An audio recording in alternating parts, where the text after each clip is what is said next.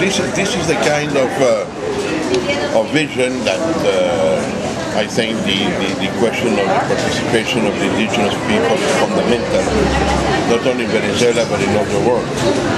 But we have to be very careful of the simplification of the facts. When you try to see the present based on the question of the past, and this was done very much by this administration, it creates a very simplistic approach. For instance, you do not do the historical vision if you throw the statue of Cristobal Colón that was here because he was a genocide act. You do not throw the visions of the construction of the future in Spain and Portugal in the American state by the black legend. They say, they're coming, Cristobal Colón is coming to kill the Indians. This is a very dark page of history, without any doubt. No, but you cannot construct the future based on this kind of... I can still accept that this indigenous leader says it, but I cannot see it why Chavez or why some of the ministers go to an Ibero-American meeting and say that there is the black legend, you have killed our people. No, Chavez is the one who killed all this because his parents come from Spain or from Portugal. They were mixed marriage, so the responsibility is not of the Spanish people who stay there, but of the people who went here and mixed together with the population. So, but again, I think that what we have to see is the future. There are three grand components in Latin America for the future. What was given by the Commonwealth, with all the tremendous past that it had in Africa, Asia, and the Caribbean. What was constructed by the Francophonie, and there was also a very bad history made by the colonization of the French. But today the Francophonie is looking for the future, and the Commonwealth, with all the differences, looking at how to consolidate the presence through Yaoundé and through Lomé, to construct the European Union presence in Africa, in the Caribbean, and in Asia. Well, the same we have to construct here. It is not to return to this kind of what happened 5 centuries ago, but how we can construct a good relation. What I would take from these indigenous leaders as positive, we must have a good relations of the future, but we cannot start this relation falling 500 years ago. No, but what I think he means is that the transnationals have come into his area and that they are being like the cowboys, ignoring the rights of the indigenous and exploiting and perhaps just going away with all the gold and leaving nothing behind for them. Yeah, that he's right. I mean, but this is something that also is very important to take today. I mean, absolutely needed a policy to give to the indigenous people the asset that they need for their incorporation and to resettle the injustice that was created. But it would be very, very dangerous also if this exaltation is gone exaggerated to the extreme. I would say one experience that I had many years ago when I was Vice Minister for Affairs with Pompeyo Marquez, was Minister of State for Fronteras, for Borders. I went there and we met a group of indigenous leaders.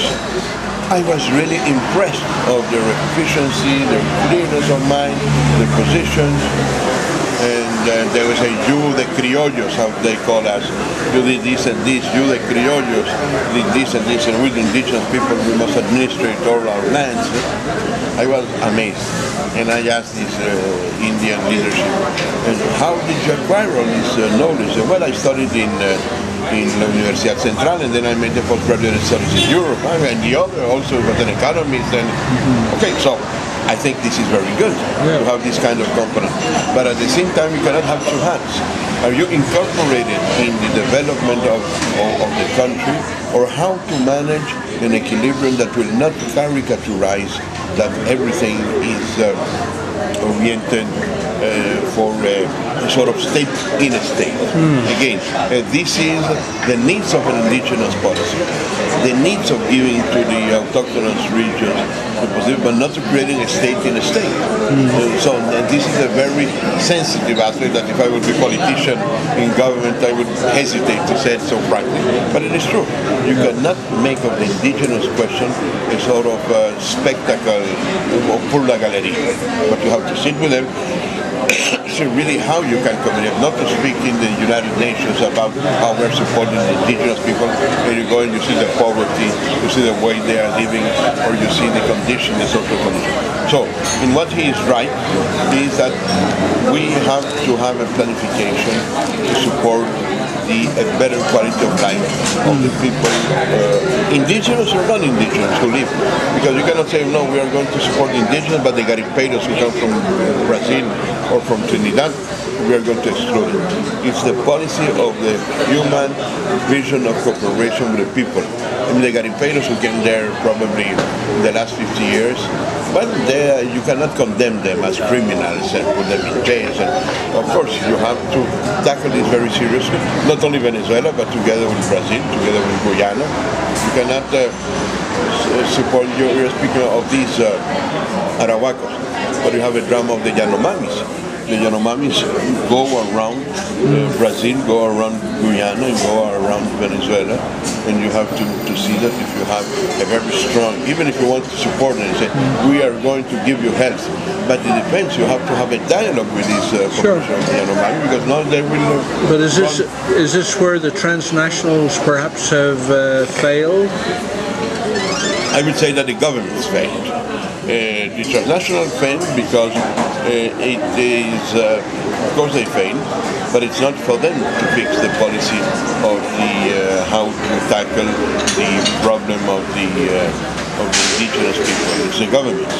Now, of course, if you have a multinational acting with this is very dangerous if you do not have a very clear policy. But together, during the time I was in Brazil as ambassador, we had every 2 months the meetings of the mixed commission to tackle together the problems of mineiros, of garimpeiros, of borders, of how to interact. And the question is not only the meetings, but how to make the road from Manaus to Caracas, or how to settle the situation that you will give together the actions against the sickness, and how are you going to comply, coordinating, cooperating. So this is a very sensitive aspect with but you cannot do it alone. I mean, so basically we're talking about where the government and the transnationals and the local communities need to dialogue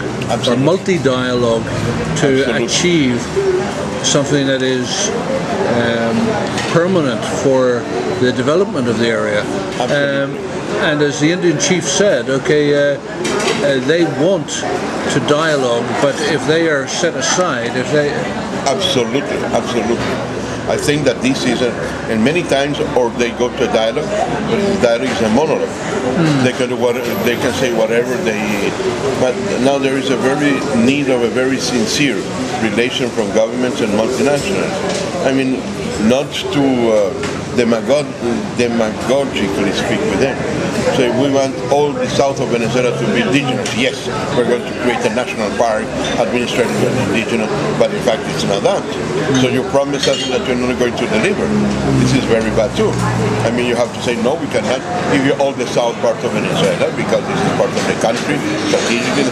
So I think a sincere dialogue to tell them we are going to equilibrate the situation. Now, of course, that I think that a real dialogue, not a demagogical dialogue, means, again, it's not easy because what vision in this dialogue is going to be?